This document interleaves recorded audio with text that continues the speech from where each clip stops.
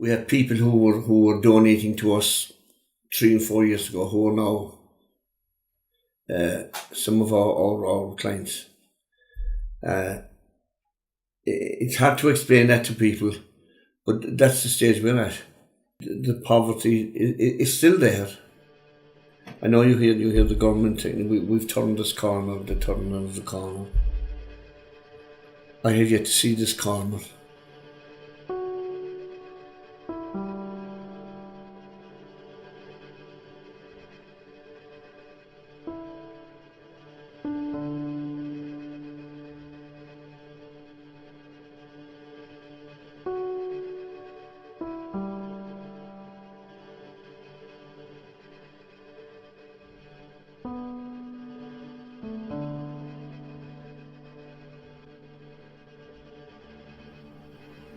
There are over 13,500 registered charitable organisations in Ireland, and a further 6,000 organisations with charitable tax exemption.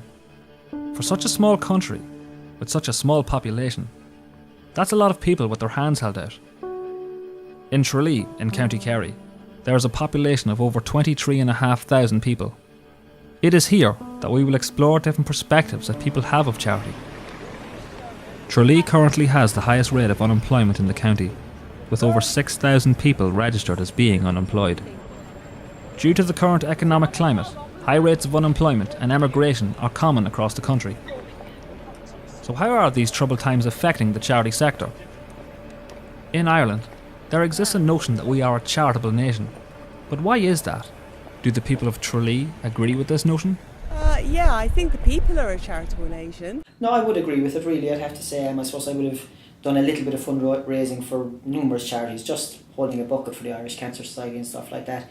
And generally, I think that once the profile of the charity is that of a well-recognised and well-run charity, Ireland is a very charitable nation. Very charitable. We have been supported so much since we opened by people, and they come in and they buy and they're supporting the charity. They donate clothes all the time. You know, Ireland is well punching above its weight when it comes to the size of the country to the amount of charitable donations they make.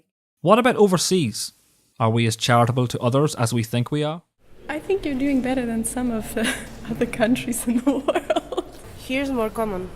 In Spain it's not that common to go to a charity and do some free work. We're not really used to that.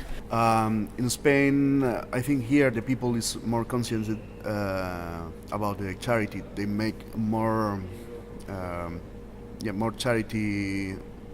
They are more close to the charity events, and so they participate more with the charity here. Maybe in Spain we are more like we help in other way, like sending money or these things, but and organizations, but not organizations. No. Yeah. So how do the charities of Ireland reach the public? We asked people their opinion of charity's public image and how they think charity is portrayed in the media.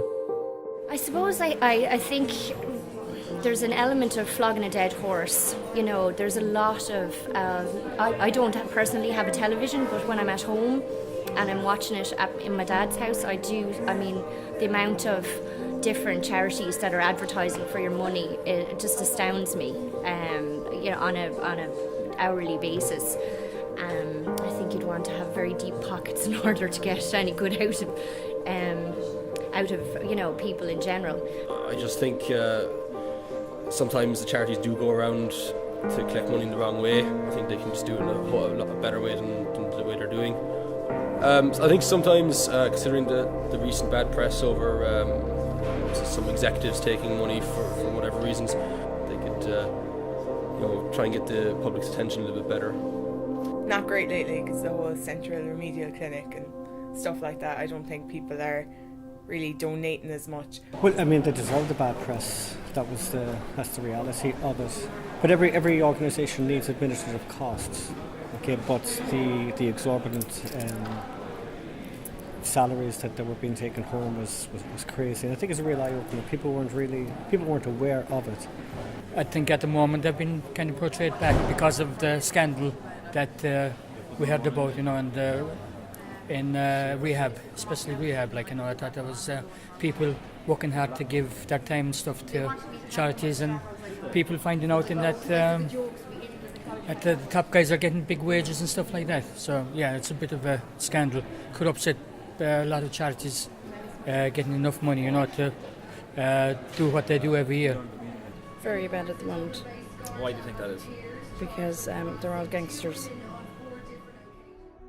In January, Irish Charity was stunned by the shocking revelations involving the Central Remedial Clinic. The organisation admitted to using donations and other charitable funds to increase the salaries of its senior staff members.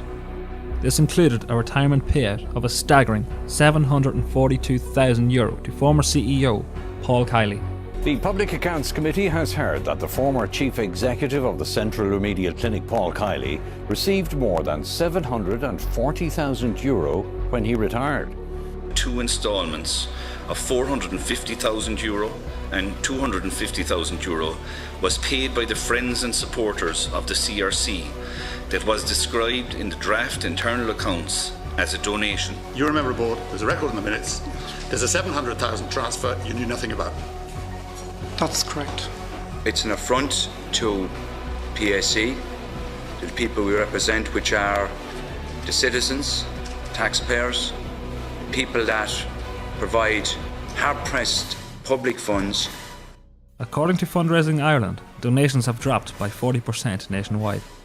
The Irish government has since promised to appoint a charity regulator later this year. But is this enough to rectify the situation? For some, the damage has already been done, and the reputation of the charity industry seems to have been tarnished. We asked the people of Tralee if they still trust and contribute to charity. I do here and there kind of randomly, like on the street and stuff, but I did collections a few times for in school, but nothing major, so. I actually don't. It's just, I feel like a lot of the money doesn't actually go to the charities, and a lot of them, they're too pushy, and it's a bit overwhelming, especially there's some along the street, that they push too hard, and I've had some interrupt me in when I'm actually busy. And I'm like, I'm legitimately busy, and they will stop you and they will push and push. And as well, I do know that a lot of it does not go to the charities, it's for admission fees and stuff like that. I would have been involved in a lot of them through the years. I was involved in the community centre, local community centre. I was involved in fundraising for the Kidney Association, the Alzheimer's, the cancer, and at the moment Recovery Haven. St Bernard's, the child line, we give that, and if charities in the street I give. But then you hear so much bad press, sometimes you wonder, do they get it all, receive it all, or so? But I always give to charity, yeah, we always do. Yeah, I signed up for €10 donation every month to Amnesty, but I'm going to cancel that soon. Why? Because I read in the paper that, the head man earns loads, far more than he needs to. So you'd wonder where your money's going. It's not really going to the charity, it's going to the workers. And I know that they're getting commission and they're really rude. My philosophy is that we don't give the money as a charitable donation, but if there was something required, like a machine or something, that you see exactly where the money has gone. And I feel over the last few years that's a better approach. That at least you see what has been bought from it, Today, the idea of charity still seems good, but people's perceptions have changed. Now more so than ever, some people appear to be more sceptical of charities and are somewhat reluctant to give donations. It appears that issues with trust and transparency are recurring problems. In the wake of the recent scandals, the scepticism of the donating public is understandable. People are now far more concerned about where exactly their donations are going and where their money is being spent within charities.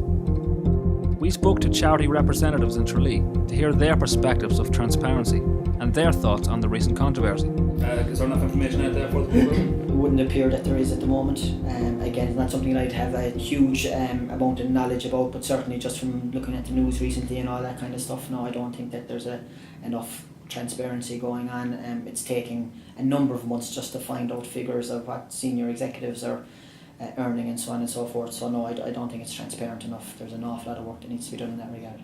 I think once you're very clear and concise about where the money is going, I think then it's a little easier. It's not straightforward, but it's a little easier once people are sure that the money is going to the right place, really. I think that now people are more aware.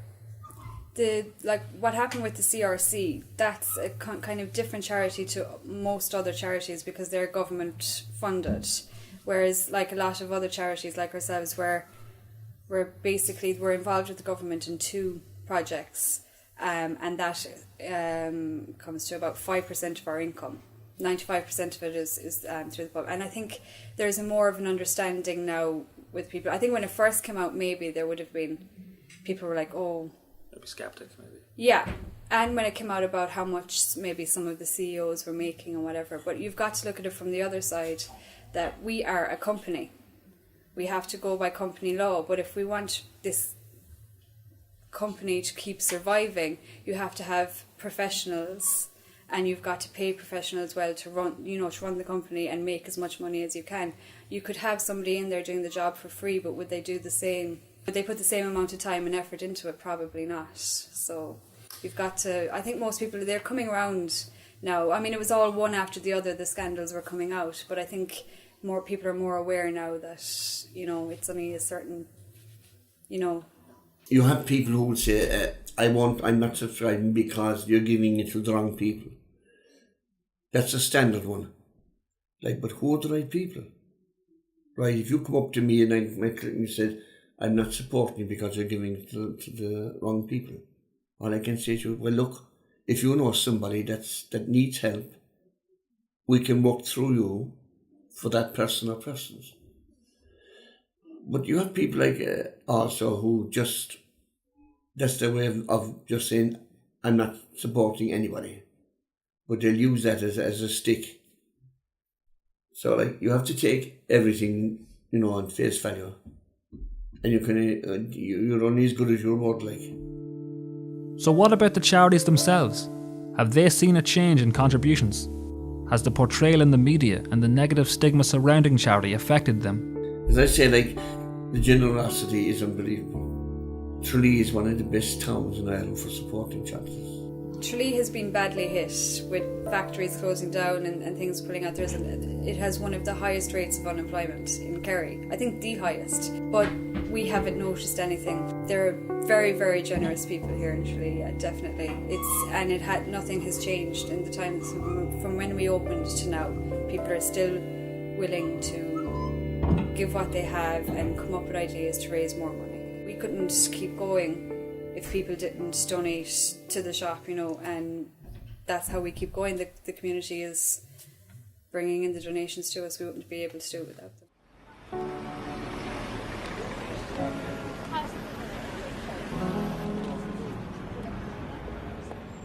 What we're very lucky here in Tralee, we have never been left down by the people of Tralee.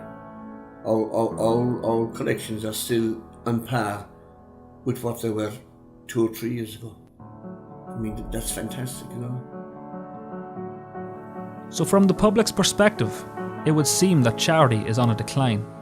However, that may not necessarily be the case. It seems that charity will always play an important role in society. Even in the hardest of times, there will always be people willing to do good for others. For as long as there are those who need it, donations are always welcome.